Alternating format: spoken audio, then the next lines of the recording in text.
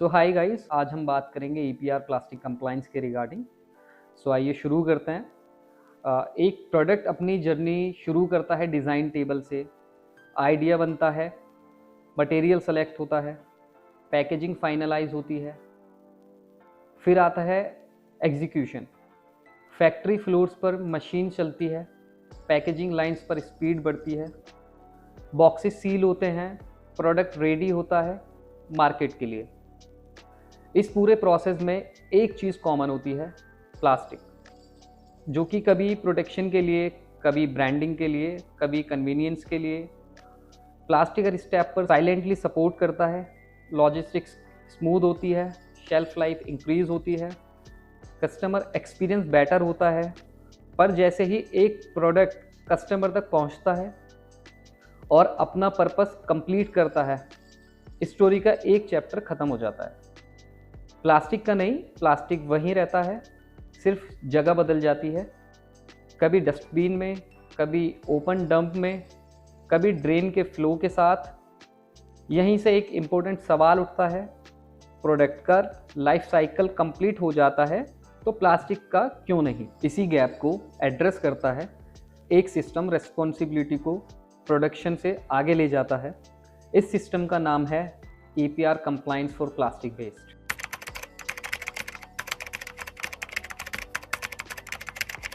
जब प्लास्टिक का use planned होता है और उसका डिस्पोजल अनप्लान्ड होता है तो इम्बैलेंस क्रिएट होता है। एक्सटेंडेड प्रोड्यूसर रेस्पॉन्सिबिलिटी यानी ईपीआर इसी इम्बैलेंस को एड्रेस करता है।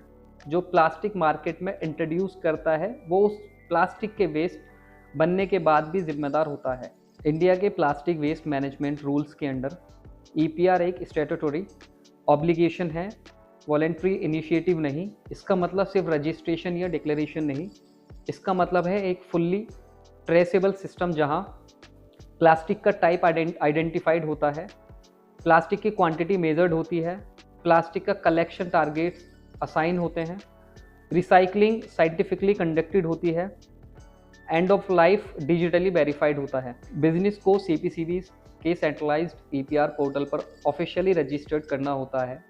हर कैटेगरी के प्लास्टिक के लिए एनुअल रिसाइकलिंग ऑब्लिगेशन डिफाइन होती है। प्लास्टिक एक मैनेज्ड मटेरियल बन जाता है और जब मटेरियल मैनेज्ड होता है सिस्टम सस्टेनेबल बन जाता है। इंडिया में प्लास्टिक कंजप्शन रैपिडली इंक्रीज हो रहा है और urban expansion, e commerce growth और पैकेज्ड प्रोडक्ट्स की डिमांड ने प्लास्टिक फुटप्रिंट को मल्टीपल टाइम्स एक्सपेंड कर दिया है। एस्टिमेट्स के मुताबिक इंडिया हर साल millions of tons plastic waste generate करता है, जिसमें से एक पोर्शन ऑर्गेनाइज्ड रिसाइकलिंग में जाता है, लेकिन एक सिग्निफिकेंट हिस्सा स्टिल ओपन डंपिंग, बर्निंग और इनफॉर्मल हैंडलिंग में चला जाता है। यहीं से पॉल्यूशन विजिबल होता है, ब्लॉक ड्रेन्स, कंटेमिनेटेड सॉइल और वाटर बॉडीज अंडर स्ट्रेस, जो long term environmental damage create करते हैं। ईपीआर कंप्लायंस इस चेन को ब्रेक करता है।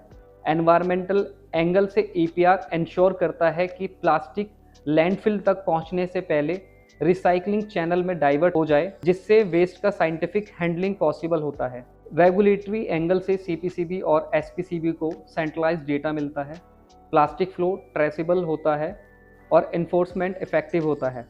बिजनेस एंगल से ईपीआर एक रिस्क कंट्रोल मैकेनिज्म बन चुका है। नॉन कंप्लायंस सिर्फ पेनल्टी का इशू नहीं है, ये अप्रूवल्स, पार्टनरशिप्स और ब्रांड क्रेडिबिलिटी पर इम्पैक्ट डालता है। इसलिए ईपीआर कंप्लायंस अब रिएक्शन नहीं बल्कि स्ट्रैटेजिक नेसेसिटी बन चुका है, जो सस्टेनेबल ग्रोथ और रेगुलेटरी ट्रस्ट दोनों इंश्योर करता है।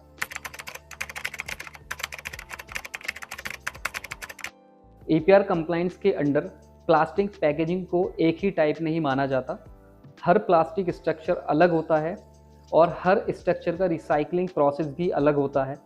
इसलिए प्लास्टिक वेस्ट मैनेजमेंट रूल्स के अंडर प्लास्टिक पैकेजिंग को 4 क्लियर कैटेगरीज में डिवाइड किया गया है। कैटेगरी 1 रिजिड प्लास्टिक पैकेजिंग, ये हार्ड प्लास्टिक होती है जो इजीली बेंड नहीं होता। Examples like bottles, container, jars, cap, toys. Recycling comparatively easy होता है।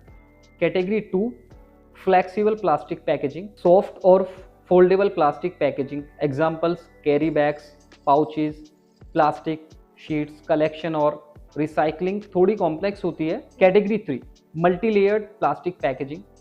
प्लास्टिक के साथ किसी और मटेरियल की लेयर होती है जैसे एल्युमिनियम या पेपर।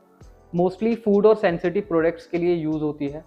रिसाइकलिंग सबसे चैलेंजिंग होती है। Category 4 compostable plastic packaging. Certified compostable plastic जो कंपोस्टिंग कंडीशंस में ऑर्गेनिक मैटर में ब्रेक हो जाता है। Examples like compostable carry bags, packaging sheets. पर इन कैटेगरीज के प्लास्टिक पैकेजिंग को इंपोर्ट, प्रोड्यूस या सेल करने के लिए ईपीआर ऑथराइजेशन मैंडेटरी है।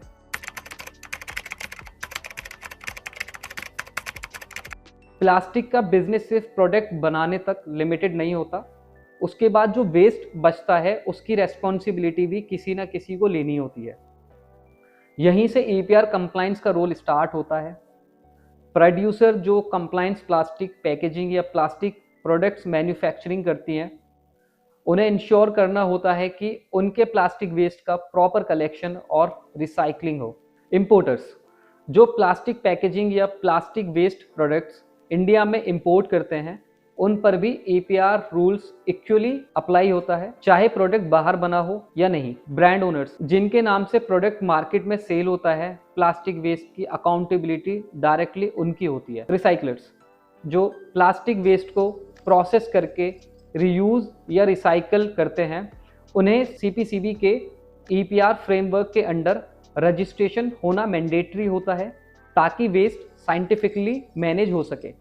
रिफर्बिशर्स जो यूज प्लास्टिक प्रोडक्ट्स को रिपेयर, अपग्रेड या रीयूज के लिए रेडी करते हैं, उन्हें भी ईपीआर कंप्लायंस फॉलो करना होता है ताकि प्लास्टिक का लाइफ साइकिल प्रॉपरली ट्रैक्ड रहे।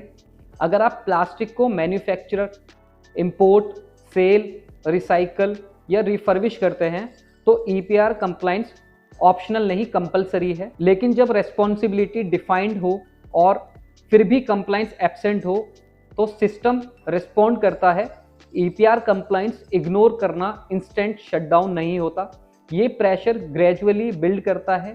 पहले रिमाइंडर्स, फिर शोकॉज नोटिसेस, फिर environmental compensation, penalties, plastic quantity, duration of default और सेवेरिटी के बेसिस पर एस्केलेट होती है।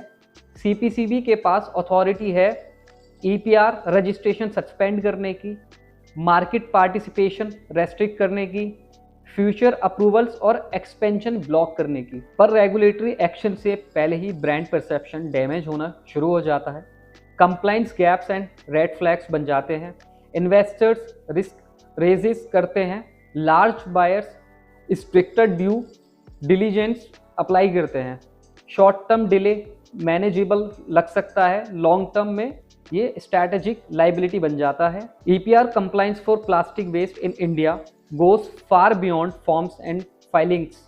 It represents ownership of impact, accountability for outcomes, and a future-ready way of doing business in a world where plastic touches every product and every consumer. Responsibility does not end at the point of sale.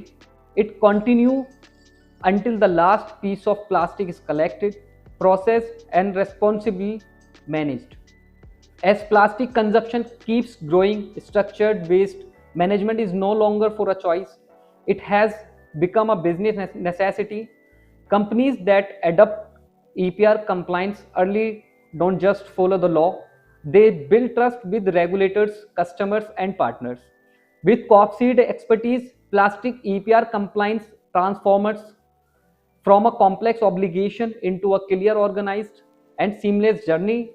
From registration and category-wise compliance planning to authorized recycler coordination, target fulfillment, and accurate periodic reporting. Every step is managed with precision and clarity. Our team works as an extension of your business, ensuring nothing is missed and everything stays aligned with the current regulations. This is not just about meeting today's rules, it is about building resilience for tomorrow. Partner with Copseed and take the lead in shaping the future of plastic waste compliance in India. Thank you.